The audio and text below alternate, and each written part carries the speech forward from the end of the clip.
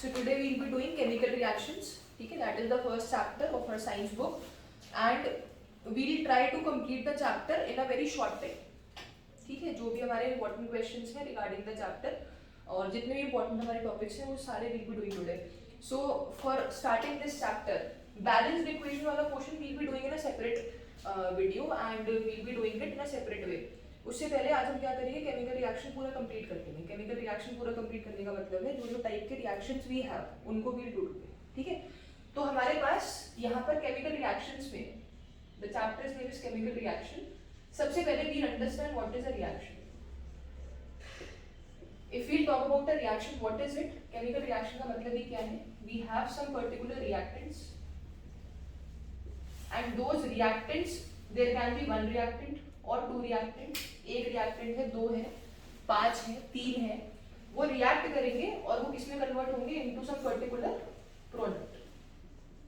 ठीक है, जो रिएक्टेंट है, जैसे एग्जांपल के तौर पे अगर आप बहुत ही बेसिक एग्जांपल लें, we took C, that is C is for carbon and we took oxygen along with, तो C+O2 हमें क्या प्रोडक्ट मिलेगा यहाँ पे? CO2. Okay, so carbon dioxide will be the product, carbon is the reactant here, oxygen is the what? Reactant here.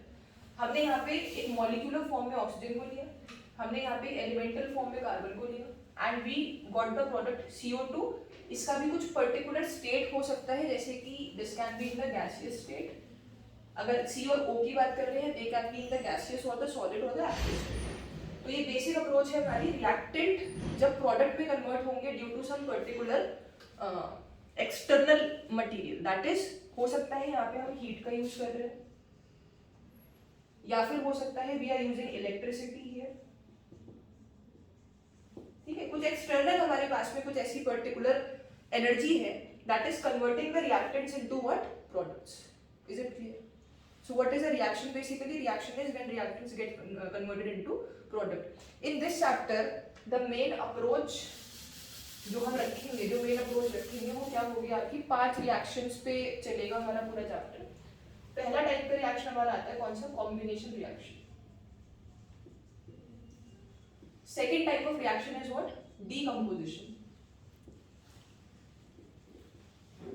Third type of reaction is displacement reaction. Fourth is double displacement. और जो हमारा fifth and last reaction आता है that is what? Redox reaction. अगर हम redox की बात कर रहे हैं तो रिडॉक्स का मतलब क्या हुआ?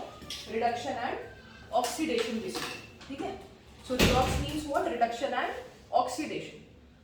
अगर हम कॉम्बिनेशन की बात कर रहे हैं तो कॉम्बिनेशन नाम से ही पता लग रहा है कॉम्बिनेशन का मतलब क्या हुआ? जब reactants they are combining and they are forming a particular product.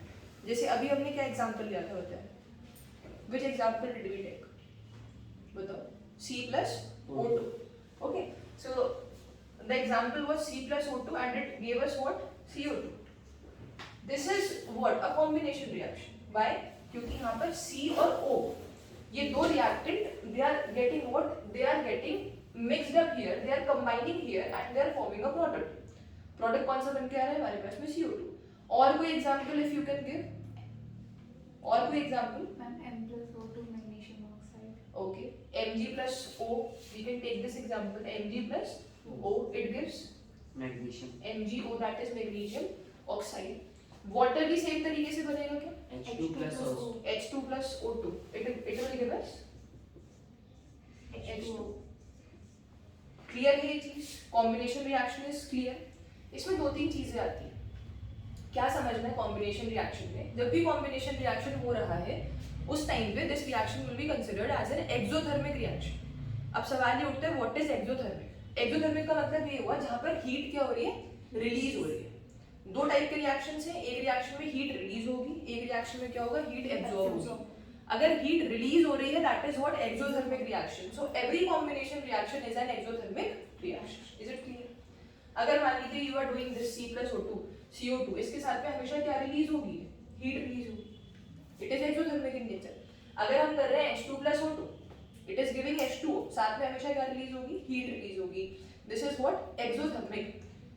Can you tell me the reaction of respiration, life process में we have read it. Respiration का जो रिएक्शन होता है उसमें होता क्या है, हमारे पास ग्लूकोज है, ग्लूकोज में O2 ऐड होती है। जैसे हमारी बॉडी में when we eat food, उस टाइम पे क्या होता है, glucose is formed and that glucose when it reacts with the oxygen it gets converted into energy. तो क्या होता है रिएक्शन, C6H12O6 प्लस O2। अभी बैलेंसिंग नहीं कर रहे हैं, balancing is a different concept, we are just doing what we are trying to understand what are these reactions all about. ठीक है, जिससे एग्जाम में हमको एक क्लियर कॉन्सेप्ट मिले, जब क्वेश्चंस करेंगे then we will try to understand what balancing is and what are the other factors related to that. तो C6H12O6 plus O2 it gives us what, CO2 plus energy basically. ये चीज समझ आ रही है? अगर आप if you do it practically also, if you exhale air it is hot और cold, if you exhale the air it is hot. Why is it hot, कौन सी एनर्जी रिलीज हो रही है, हीट एनर्जी। तो ये इसका लाइव एग्जांपल है, this is the live example that in a combination reaction heat is released, it is exothermic in nature. Is it clear? ठीक है, तो C6H12O6 plus O2 it gives us CO2 plus energy. Okay, this energy कितनी energy है, 38 ATP होती है वैसे, ATP stands for adenine triphosphate, so that we will discuss later. उसके बाद जो रिएक्शन आती है, because this is a quick revision, so we will just quickly revise all the reactions जिससे कि हम easily फिर क्या कर सके, बाद में एग्जांपल्स को एक बार समझ सके। डीकंपोजिशन अगला रिएक्शन आएगा, कॉम्बिनेशन का बिल्कुल उल्टा है डीकंपोजिशन। तो एक बार कॉम्बिनेशन को जरा रिवाइज कर लेंगे आगे बढ़ने से पहले। कॉम्बिनेशन रिएक्शन में क्या होता है, combination reaction is basically what, जिसमें दो रिएक्टेंट क्या कर रहे हैं, आपस में कंबाइन कर रहे हैं and they are forming a product, they are forming a product and this reaction is an what, exothermic reaction that it releases what, heat. यहां तक क्लियर है?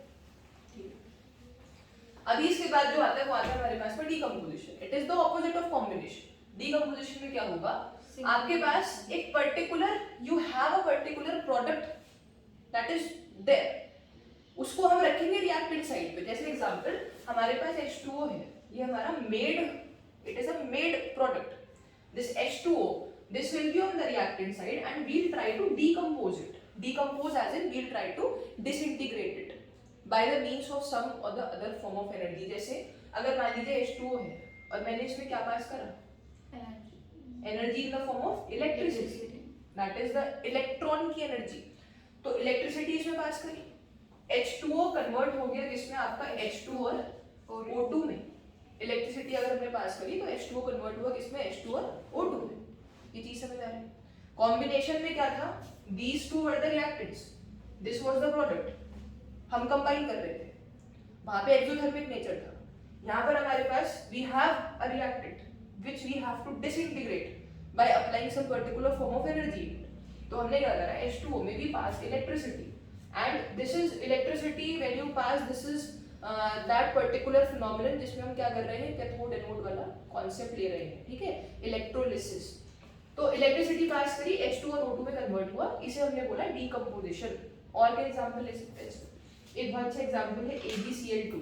AgCl2 क्या होता है, Ag stands for silver, Ag for silver and Cl is chloride.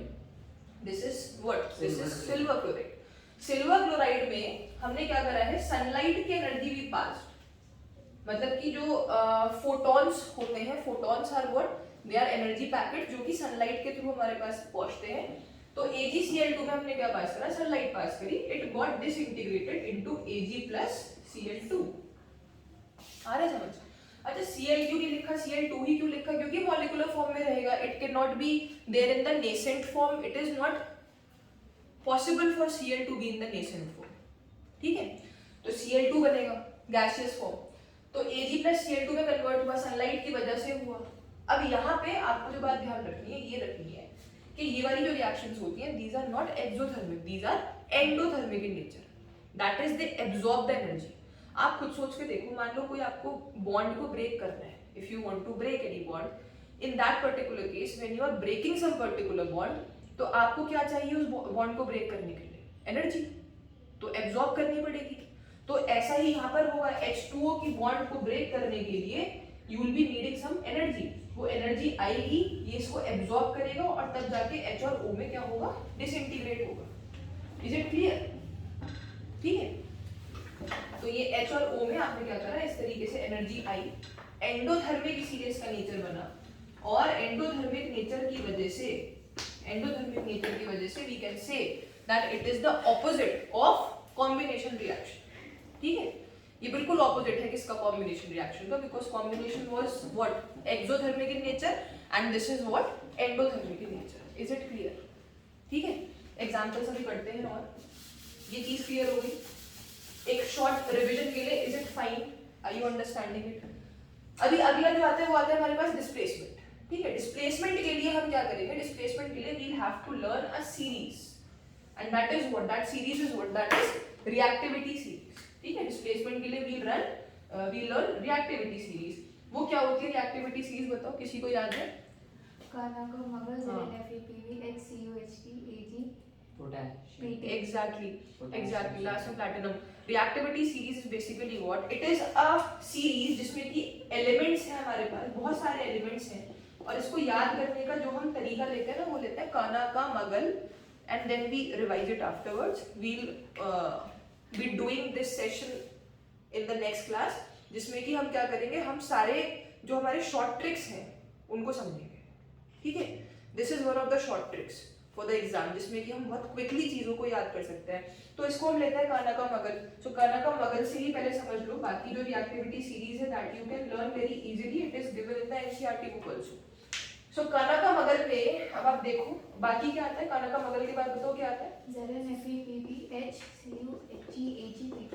I think सबको ही वो याद है आगे। ठीक है, अब कानाका मगल, ZnFePV, Cu जो जितना भी है इसमें, now what happens is when the reactivity series में जो अपर एलिमेंट है it reacts with a compound जो कि लोअर एलिमेंट वाला है, तो अपर एलिमेंट सेकंड वाले एलिमेंट को क्या कर देता है, डिस्प्लेस कर देता है।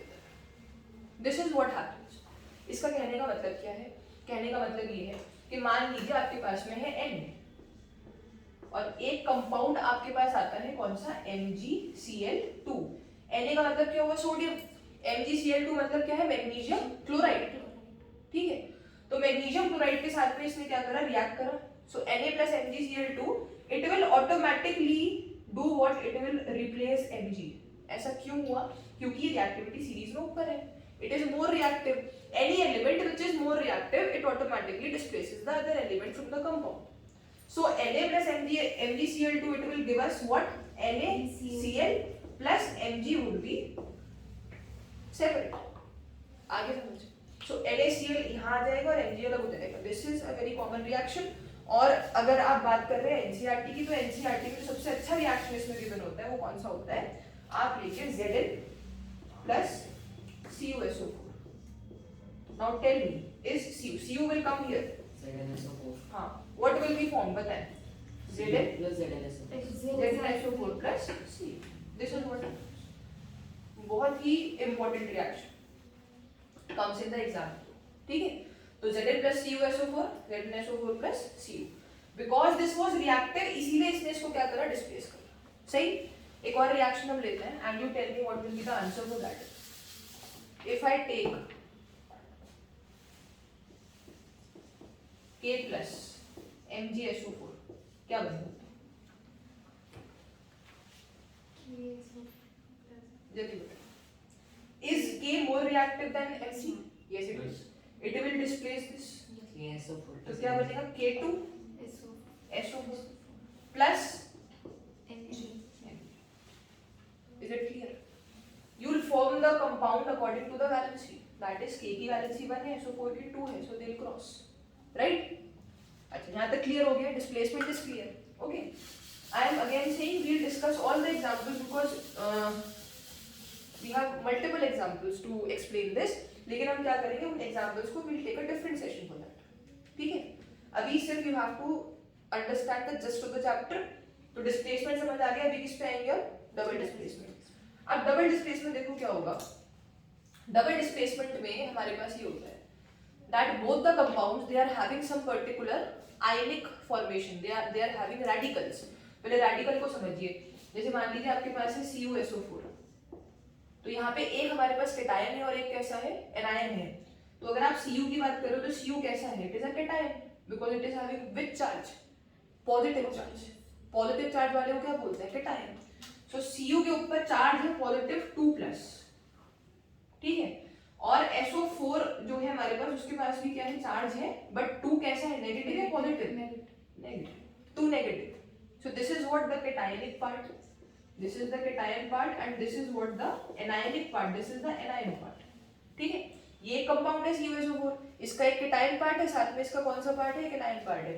अगर ऐसे ही हम एक और कंपाउंड लें, जैसे मान लो हमने लिया MgCl2, तो Mg इसका कौन सा पार्ट है, जल्दी बताएं। cation part, this is cation and Cl2 इसका कौन सा पार्ट है, इसका anion part है, ठीक है। अब अगर ये दो कंपाउंड्स आपस में रिएक्ट करते हैं तो डबल डिस्प्लेसमेंट अगर इन पे अप्लाई होगा तो होगा क्या, the cationic and the anionic part they will react with each other and doubly displace होगा cation और anion। doubly displace का मतलब क्या हुआ कि Mg का जो cation है it will go with the anion of Cu and जो Cu वाला cation part है वो किसके पास जाएगा, Cl2 के पास, cation and anion। Okay, is it clear. जैसे एग्जांपल के तौर पे अगर इन दोनों को हम रिएक्ट करते हैं, क्या बन के आएगा, आपके पास बन के आएगा MgSO4 plus CuCl2, this would be the answer. And हमेशा क्या होगा, हमेशा इसमें एक चीज ध्यान रखना, जैसे कि हम बात कर रहे थे कॉम्बिनेशन रिएक्शन की, कॉम्बिनेशन रिएक्शन में it was considered what reaction, which type, exothermic. अगर हम डीकंपोजिशन की बात कर रहे हैं तो कौन सा रिएक्शन, एंडोथर्मिक। अगर हम डबल डिस्प्लेसमेंट की बात करते हैं तो इसे बोलते हैं प्रेसिपिटेशन रिएक्शन, क्योंकि हमेशा यहाँ पे क्या फॉर्म होता है, हमेशा एक प्रेसिपिटेट फॉर्म होता है। Every time this reaction will take place a precipitate will be formed.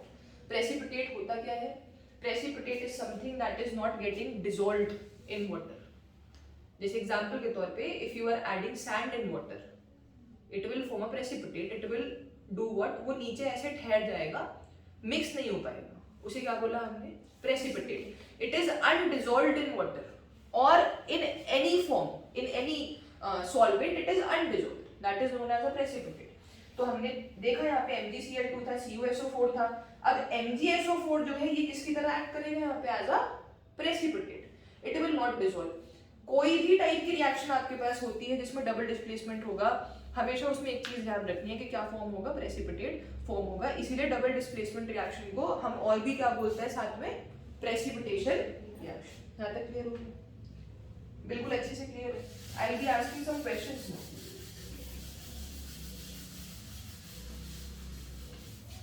चलिए बताइए, अगर if we have this reaction, पहले तो कंप्लीट करिए रिएक्शन को। MgO, दोनों की वैलेंसी 2 है। MgO will be formed। Which type of reaction is this? बताइए कौन सा रिएक्शन, कॉम्बिनेशन। अच्छा, अगर कॉम्बिनेशन तो साथ में क्या होना चाहिए, एक्सोथर्मिक। चलिए ठीक है। If I have this AgCl2 and I am passing, what should I pass here? कौन सा heat, which type of heat, sunlight। हम एनर्जी तो प्रोवाइड करेंगे but we have to be very cautious कि हम कौन सा एनर्जी इसमें प्रोवाइड कर रहे हैं। सनलाइट प्रोवाइड करेंगे, ये फोटॉन्स का एनर्जी है, तो AgCl2 it will get broken up into what, plus ये कौन सा रिएक्शन, डिकम्पोजिशन। तो ये कैसा होना चाहिए, exothermic, endothermic. The nature should be endothermic. तो इसका मतलब ये हुआ कि जब हमने यहाँ पे सनलाइट को प्रोवाइड करा तो ये हीट हमने इसको प्रोवाइड करी है, इसलिए इसका नेचर कैसा है, एंडोथर्मिक। ठीक है, आइए मुझे बताइए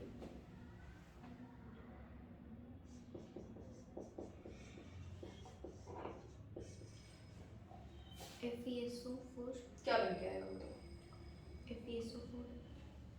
FeSO4 प्लस C। ठीक है, ऐसा क्यों हुआ, Fe ने क्यों इसको डिस्प्लेस कर, क्योंकि ज्यादा रिएक्ट है। Fe is more reactive than Cu, तो इसका मतलब ये हुआ इट विल डिस्प्लेस। कौन सा रिएक्शन है, displacement reaction. This is displacement reaction. And the more reactive element it will displace the less reactive element from the same. अच्छा ये बताएं मुझे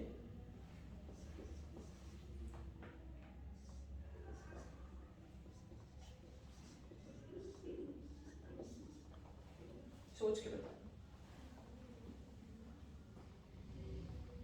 PbSO4 plus MgO.